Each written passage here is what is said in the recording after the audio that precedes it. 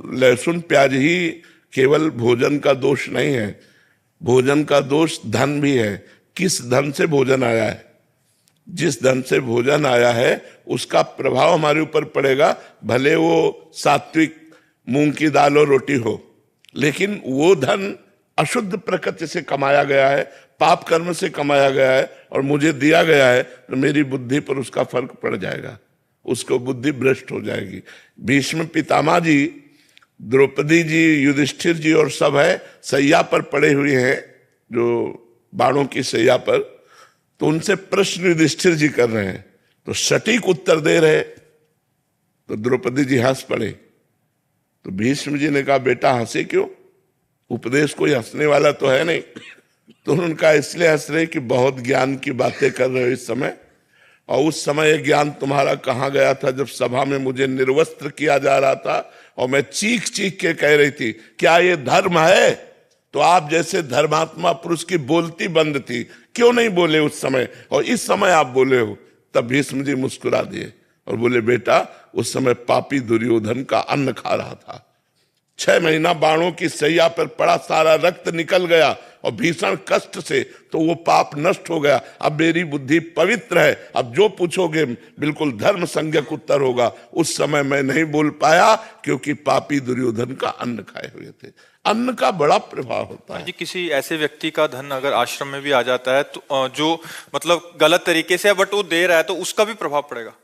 हम तो मतलब इतना तक महापुरुषों से सुने हुए हैं कि एक बार एक संतों की मंडली ग्राम से निकली, तो एक धनी मानी ने निमंत्रण दिया, सब संतों ने प्रसाद पाया और सुबह एक दूसरे की तरफ देखते हुए कहा कि आज तो हमारा संयम नष्ट हो गया।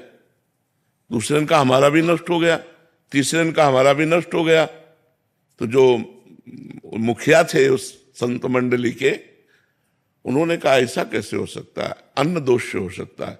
तो उसको बुलाया जिसने पवाया था, तो उसने बताया कि हमारे संतान नहीं है, हम कामना से युक्त होकर के आपको पाए, तो सबका ब्रह्मचर्य नष्ट हुआ। मतलब भोजन का इतना बड़ा प्रभाव है कि धन भी पवित्र है, लेकिन आपकी कामना बनाते समय किस भाव में है, वो उसका प्रभाव होता है। तो हम लोगों को ये देखना है कि थोड़ा हमारा जो लेने का ढंग है, अब जैसे अपने यहाँ है तो बिल्कुल भगवान के आश्रित है।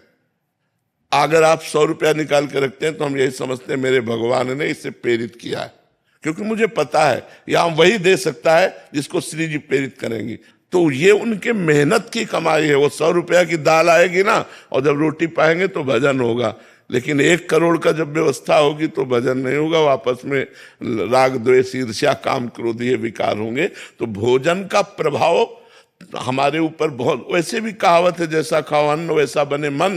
तो अन्न कहाँ से खरीदा गया, किस पैसे से लाया गया, किस भावना से बनाया गया, उसका भी प्रभाव पड़ता है। इसलिए हम कहते हैं कि ज्यादा बाजार की चीजें भजन करने वालों को बनी बनाई नहीं पाना चाहिए, क्योंकि वो बनी बनाई तो अच्छी दिखाई दे रहे हैं, लेकिन बनाते समय उसकी प्रक्रिया शुद्धि अशुद्धि, और वो लघुशंका करके बिना हाथ धोए बना रहा है, उसकी शुद्धि अशुद्धि, उसके भाव, वो सब प्रभाव भोजन में पड़ता है। वैसे ही हमारी प्रकृति स्वभाव बन जाता है जैसा भोजन होता है। तो हमें 2 जगह देखना चाहिए, यदि हमारा आंतरिक भजन रुके, किसी वैष्णव का अपराध या भोजन, भोजन शुद्ध और समस्त वैष्णव के प्रति नमन बुद्धि, तो खूब भजन डट के होगा।